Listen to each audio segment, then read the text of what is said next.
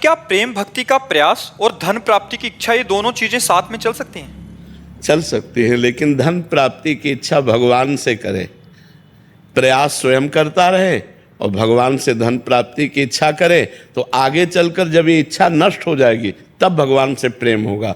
जब तक अन्य इच्छा रहती है तब तक भगवान से प्रेम नहीं होता, और जब प्रेम हो जाता है तो कोई इच्छाएं नहीं रहती।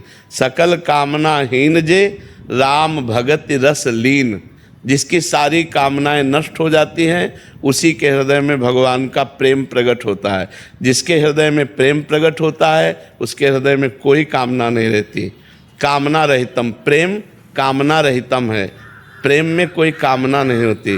तो धन की कामना और प्रेम ये एक साथ तो नहीं रह सकता, पर इसकी भक्ति की जा सकती है कि भगवान ने कहा है कि आर्त अर्थार्थी जिज्ञासु और ज्ञानी ये 4 प्रकार के भक्त हैं। तो हम भगवान की भक्ति करें, भगवान से अर्थ चाहें, खूब प्रयत्न करें। आगे चलकर हमारे जब अर्थ की कामना की निवृत्ति हो जाएगी तो भगवान से प्रेम हो सकता है, लेकिन जब तक धन की कामना रहेगी तब तक भगवान से प्रेम नहीं होगा, क्योंकि प्रेम कामना रहितम है, उसमें कामना नहीं रहती।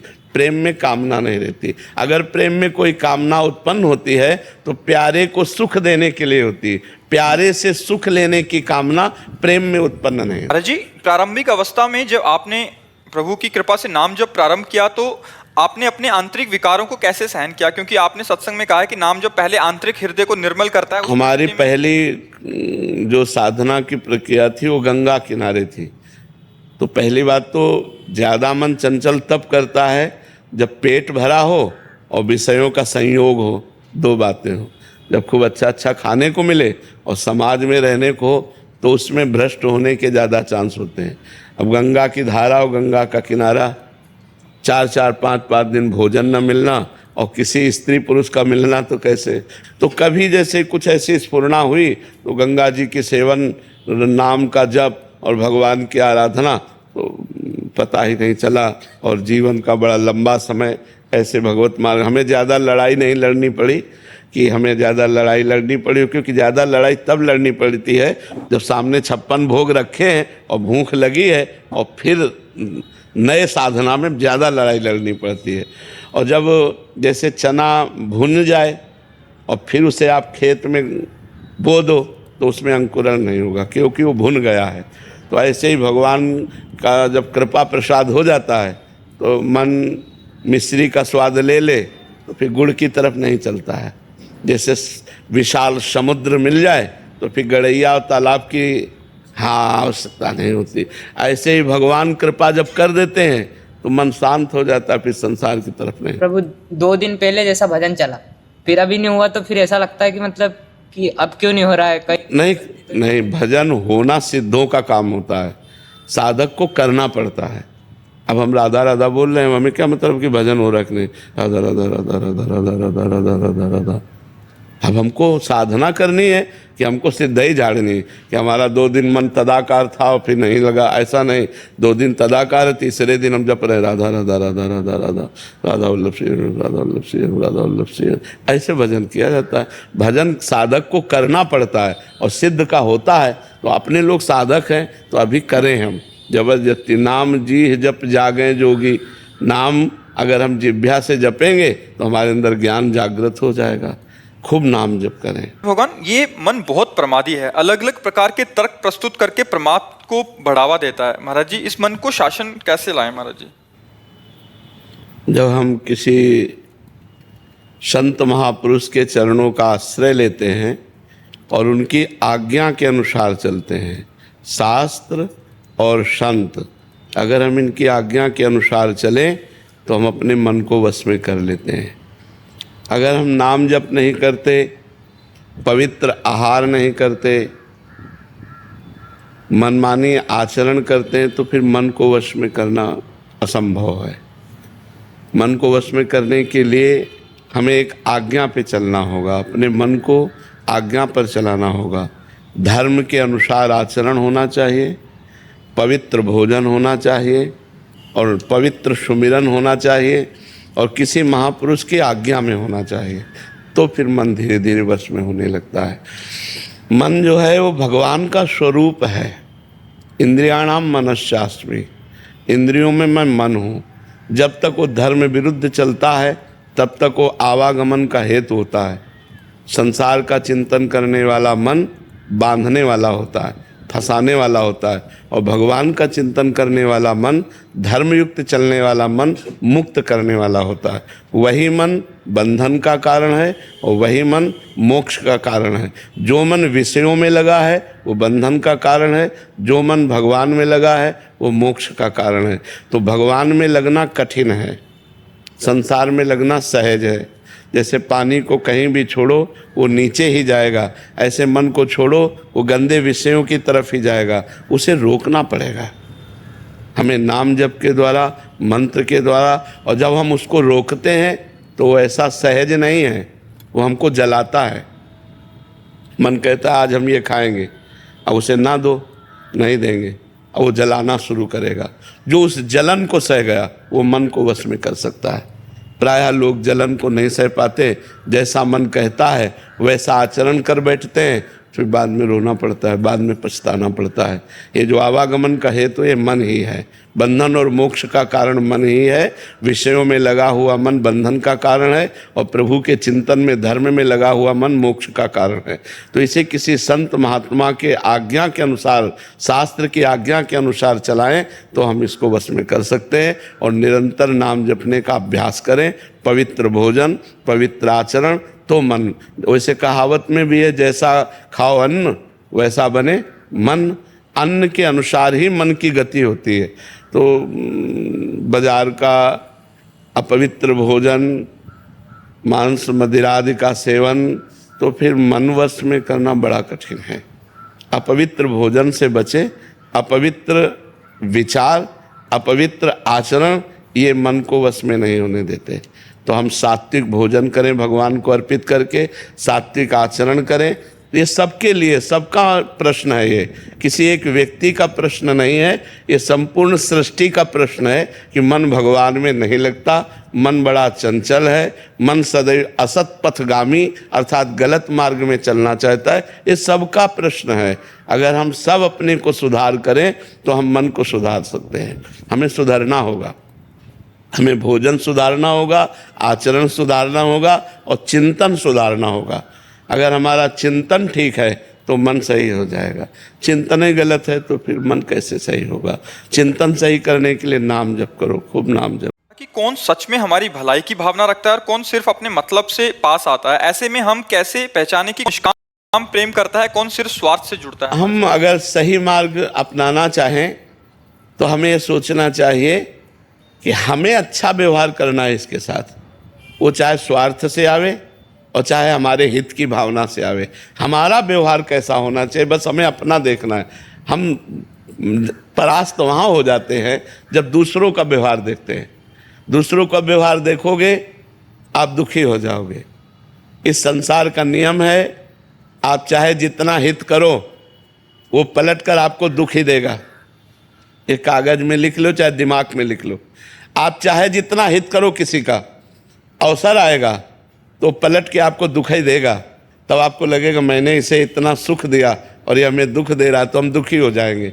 नहीं, हमको चाहिए कि जो भी हमारे पास आवे हम समझें भगवान का भेजा हुआ है या स्वयं भगवान इस रूप में आए हैं। अब वो हमसे स्वार्थ की बुद्धि करे, छल करे या निस्वार्थ की बुद्धि निश्चल करे, हमें उचित व्यवहार उसके साथ कर लेना चाहिए। तो हमारी भक्ति पुष्ट हो जाएगी, हमारे भगवान प्रसन्न हो जाएंगे। और अगर हम इस तरह का व्यवहार रखें कि हम दूसरे का हित करते हैं, वो हमारा हित करे, तो मुझे लगता है ऐसा बहुत कम है। ऐसा हृदयों की मायाकृत रचना है कि, और हम लोग ये चाहते हैं कि अगर हम किसी का थोड़ा हित करें तो थोड़ा तो कृतज्ञता दिखाए, लेकिन असंभव है। असंभव जैसा लगता है, क्योंकि संसार में ऐसा प्रायः आप लोग खुद देख लीजिए, प्रायः ऐसा संसार में है कि यदि आप जिसका अधिक हित करोगे तो वही आपके दुख का कारण बन जाएगा। और अगर हम वो हित भगवत मान करके करें तो सुख का कारण होगा। हमारा हृदय सुखी रहेगा, कि हमें भगवान ने जैसी प्रेरणा की हमने कर दिया, अब उसके अंदर जितनी बुद्धि है जैसी प्रेरणा वो कर रहा है, हमें उससे लेना देना नहीं, हमें भगवान से लेना है, हमें भगवान की कृपा प्राप्त करनी है, तो हम दुखी नहीं होंगे। नहीं तो परोपकार करने में प्रवीण से प्रवीण पुरुष को पलट करके दुख ही मिला है। संसार दुख ही देता है। पाए जान जगत में सब जन कपटी कुटिल कलयुगी टंचु। वो कपट से मिलेगा, वो छल से मिलेगा, वो कलयुग के प्रभाव से प्रभावित होगा, तो आपका हृदय दुखी हो जाएगा कि हमने तो इसका हित किया, ये हमारा अहित कर रहा है। महाराज जी, भगवत गीता के एक श्लोक में लिखा है महाराज जी, एक श्लोक है महाराज जी जिसमें लिखा है कि जो मनुष्य कर्म में अकर्म देखता है और जो अकर्म में कर्म देखता है वो मनुष्यों में बुद्धिमान है, वह योगी समस्त कर्मों को करने वाला है। महाराज जी, इस श्लोक का अर्थ समझना। कर्म में अकर्म देखना और अकर्म में कर्म देखना। देखो, जब हम कोई कर्म करते हैं और कर्ता भाव से करते हैं, फिर उसे भोगना पड़ता है, और जब कर्ता भाव रहित कर्म होता है तो अकर्म हो जाता है। जब कर्तृत्वाभिमान रहित कर्म होता है वो अकर्म हो जाता है, वो बांधने वाला नहीं होता है। और जब हम कोई क्रिया नहीं कर रहे होते तो भी क्रिया हो रही होती। प्रकृति अपनी क्रिया करती है। प्रकृति का बना हुआ ये स्थूल शरीर है, सूक्ष्म शरीर है, कारण शरीर। देखो हम ऐसे बैठे हैं, पर देखो अंदर क्रिया हो रही कि नहीं हो रही।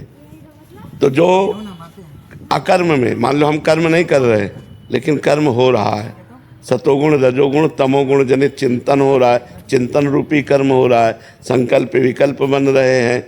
जो कर्म कर्ता भाव से रहित किया जाता है वो अकर्म होता है, और जब हम कर्म नहीं कर रहे होते तो भी कर्म हो रहा होता है। अकर्म में कर्म और कर्म में अकर्म, ये देहाभिमान रहित योगी की जो परम पवित्र बुद्धि होती है उसके द्वारा ऐसा देखा जा सकता है, देहाभिमानी के द्वारा नहीं देखा जा सकता। इसलिए वो योग के सिद्ध महापुरुष की बात है कि जो ऐसी स्थिति को प्राप्त हो गया है। जैसे एक बार रास में भगवान श्री कृष्णचंद्र जी विलंब से पहुँचे, गर्ग संहिता का प्रसंग है, तो गोपीजनों ने पूछा कि आप विलंब कैसे आए प्रभु। तो उनका हमारे गुरु दुर्वासा जी आए हुए हैं जमुना के पल्ली पार, तो उनके दर्शन करने गए थे। तो उनका जब आपके गुरु आए हैं तो हम भी उनके दर्शन करने। तो बोले संतों के पास जाए, गुरु के पास जाए तो कुछ पान पुष्प फल जो भी उपस्थित हो वो देना चाहिए। तो सब गोपियों ने सुंदर थाल में कचौड़ी पकौड़ी पुआ गुलगुला बहुत से ऐसे जो ब्रज के मिठाइयाँ हैं, माखन मिश्री, ये सब ढेर सारी चीज़ें लेकर, अब हजारों की संख्या में गोपियाँ थी। तब उन्होंने कहा कि हम यमुना पार कैसे होंगी। तो उनका यमुना जी से कह देना यदि श्री कृष्ण अखंड बाल ब्रह्मचारी हैं तो मार्ग दे दे। गोपीजनों को लगा कि भगवान रास करते हैं, नृत्य करते हैं, स्पर्श करते हैं, हंसते हैं, खेलते हैं, और कह रहे हैं अखंड बाल ब्रह्मचारी। तो यमुना जी के पास गए और कहा भगवान श्री कृष्ण यदि अखंड बाल ब्रह्मचारी हैं तो मार्ग दे दीजिए। यमुना जी ने मार्ग दे दिया। बड़ा आश्चर्य हुआ गोपियों को। गई और दुर्वासा जी को प्रणाम किया तो दुर्वासा जी ने ऐसे मुँह बगाड़ दिया, वो सब पवा दिए। मनोभोजन पा गए हो तो सिद्ध योगी। अब जब वापस होने लगी तो बोली प्रभु यमुना पार कैसे जाए। तो उनका कैसे आई। तो बोले श्री कृष्णचंद्र जी ने कहा था यदि अखंड बाल ब्रह्मचारी हो तो यमुना जी मार्ग दे दे। तो यमुना जी ने मार्ग दे दिया। तो बोले कह देना यमुना जी से कि दुर्वासा दूब के रस के सिवा अपनी जबान में अगर कुछ ना रखते हो, आप जानते हैं, तो मार्ग दे दीजिए। अर्थात केवल दूब का रस पीते हैं। बोले ये भी बड़े आश्चर्य की बात है। अभी माखन मिश्री कचौड़ी पकौड़ी पुआ गुलगुला मनो खा गए और कह रहे जबान में नहीं रखते।